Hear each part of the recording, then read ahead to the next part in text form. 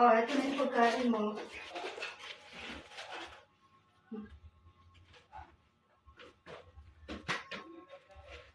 Sige, tulungan ako kumain, ha?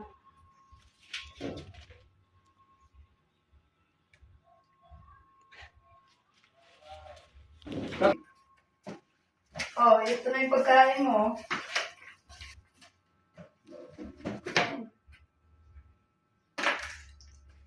Hoy, may kutsara. Dahan-dahan sa pagkain. Okay. Oh, ito na yung pagkain mo.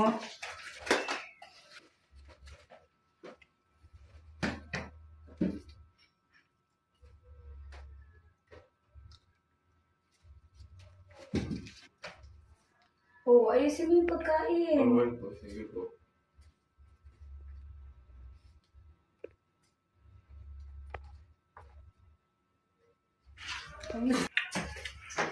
Oh, pagkain.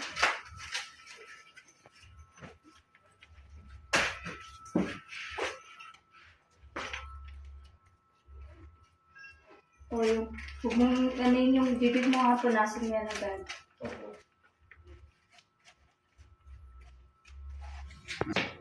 Oh, ito na yung ballpen na yung pinatakuha mo. Ano ba gagawin mo dyan sa ballpen? Ah, magsusulat ka. O sige, next time na lang natin gawin yung pagsusulat.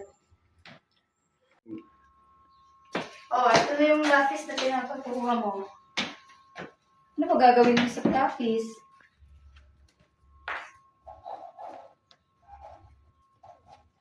Ate, ako sulat. Ah, galing ah. Nakakapagsulat ka na. Ganun. Oh, ito na yung lapis na pinatakuha mo. Ano ba gagawin mo dyan sa lapis na yan?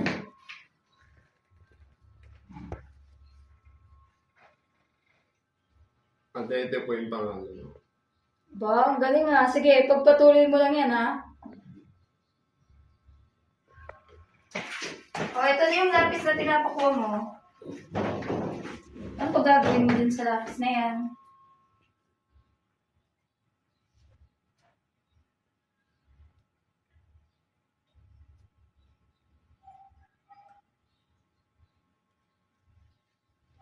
Ano yan? Aso? Palitan mo ng O yung letter na to.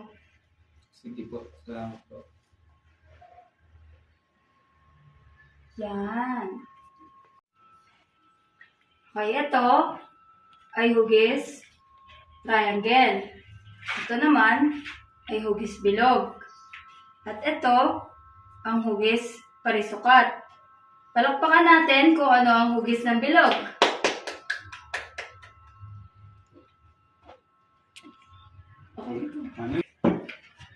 Tandaan mo, ito ay hugis triangle. Ano ulit to? Triangle. Okay, very good. Ito naman ay hugis bilog. Ano nga ulit ito? Below. Very good. Ito naman ay hugis parisukat. Ano ang tawag dito? Parisukat. Galing! Marunong ka na ba magbilang? Opo. Oo. Pwede mo bang bilangin kung ano itong mga nakalagay? Opo.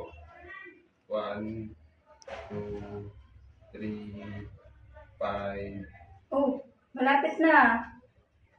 Ano to? 4, 4, 5, 6, 8, 7. 7, 8, 9, 10. Oh, yes. Maaari mo bang bigkasin kung anong hugis at ang numero? Opo. Triangle. Bilog. Parisipat. 1, 2, 3, 4, 5, 6, 7, 8, 9, 10. Ang galing. Alam mo na pala kung ano ang hugis at numero. Opo, pinag-aralan ko po. Ang galing. O, bibili tayo ng pagkain natin sa labas, ha? Tara na.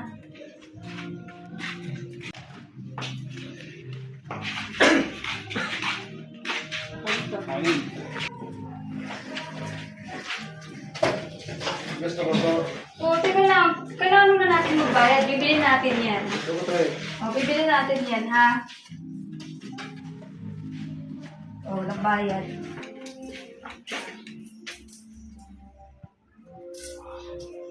O, 17 lang to. Kulang pa ng 3. O, ito.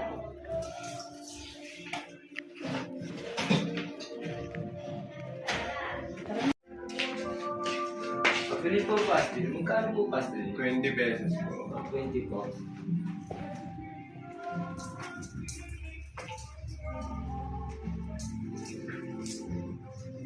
Pesos po. Ah, sige po. Kaya mo yan.